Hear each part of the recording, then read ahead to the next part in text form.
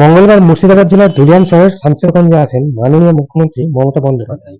আজ সেখানে Shamsherganj BDO office ময়দানে হিংসায় ক্ষতিগ্রস্ত পরিবারদের সঙ্গে সাক্ষাৎ করেন। কিন্তু অনেকে মুখ্যমন্ত্রীর সঙ্গে সাক্ষাৎ করতে না পারায় ক্ষোভ প্রকাশ করেন।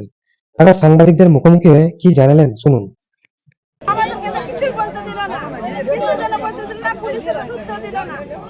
আমরা আমার কথা ছিল দিদি তো বেদমোলা যাওয়ার কথা ছিল, দিদি এখানে বিডিও অফিসে দেখা করে চলে গেল। আমাদের গ্রাম কিছুর জন্য গেল না। বেদমোলা গ্রামে আগুন লেগেছে, লুটপাট হয়েছে, চুরি হয়েছে, বেদমোলায় হয়েছে, এখানে বিডিও অফিসে তো হয়নি। বিডিও অফিসে কিসের জন্য এসছে? আমাদের পাড়া কিসের জন্য গেল না ওখানে দেখা করতে? কি নাম আপনার? রেখা মণ্ডল। কোথায় বাড়ি? বেদমোলা।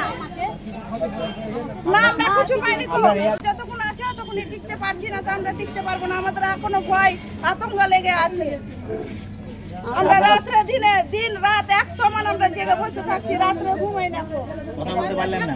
না তো পারলাম না, তো কথা বলতে তো পারলাম না। আপনার নাম?